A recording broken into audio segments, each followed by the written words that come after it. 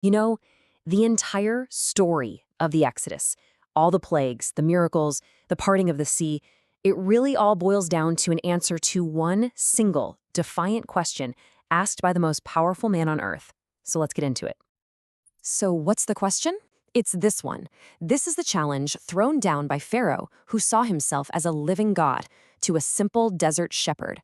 And you could say that the rest of the book of Exodus is basically God's long and pretty dramatic answer to that one question.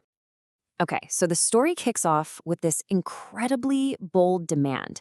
Moses and Aaron, they're speaking for the God of an enslaved people. And they walk right into the heart of Egyptian power. And they tell Pharaoh point blank, "Let my people go." Pharaoh's response? It's swift, it's absolute, and it's just dripping with contempt. From where he's sitting, this request isn't just unreasonable, it's like completely absurd. And to really get why, we've got to try and get inside his head. So yeah, to really get his reaction, you have to understand his entire world. This isn't just a case of him being stubborn. It's a reflection of a universe where he, Pharaoh, is basically the center of gravity. I mean, try to put yourself in Pharaoh's shoes for a second. You rule this massive empire, you've got a whole bunch of powerful gods, and oh yeah, you're considered divine yourself. So when some representatives for your slaves show up talking about a god you've never even heard of, you're not just going to say no, you're going to say, who? Who even is this god? In his mind, this isn't about religion, it's about his workers getting lazy. His own success, his power, it's become his biggest blind spot. But see, Pharaoh doesn't just say no. Oh no, he retaliates. And by punishing everybody for even asking, he kicks off this awful chain reaction of suffering and blame. It's like his pride creates this giant snowball of suffering, and it just rolls downhill, right? First, Pharaoh makes this impossible demand for bricks. When the quota isn't met, who gets punished? The Israelite foremen get beaten. And who do they blame? They turn right around and blame Moses. And at the very end of that line, a crushed and desperate Moses takes his complaint to the very top, questioning the one who sent him in the first place, God himself. I mean, this is the absolute rock bottom. The mission is a total disaster. The guy who was chosen to be the rescuer is now accusing God of making everything worse, of complete and utter failure. The entire plan looks like it is just backfired in the most spectacular way possible. So how does God respond to this crisis of faith from his chosen leader? Well, not with an apology or some simple fix. He responds by revealing the true, absolutely stunning scale of his plan. What God promises is a total 180, a complete reversal. The same king who's now saying, "I will not let them go," is going to get so desperate that he'll be the one personally driving them out of the country. But this is about way more than just winning a power struggle.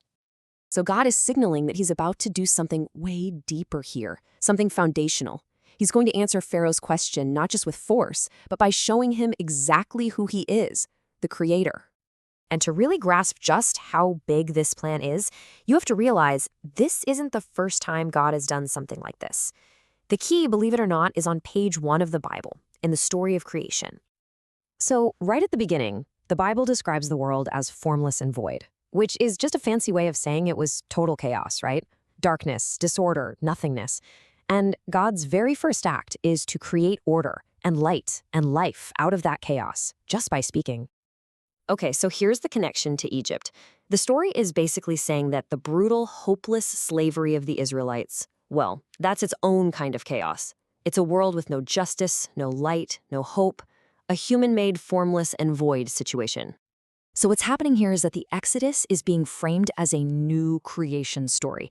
It's a recreation. Think about it. In Genesis, he brings light from darkness. Here, in Exodus, he's going to bring freedom from the darkness of oppression. In Genesis, he creates order from cosmic chaos. Here, he's going to forge a new nation out of the chaos of slavery. And in both stories, the tool he uses is a spoken word. And that is the ultimate, deep answer to Pharaoh's arrogant question. So, who is the Lord? He's the one with the power to speak into chaos. Doesn't matter if it's cosmic chaos or social chaos, and create something brand new. He's the one who can literally unmake a world built on oppression and create a new one built on freedom. And that just leaves us with this really powerful thought. What if the real, ultimate power in the universe isn't just about brute force?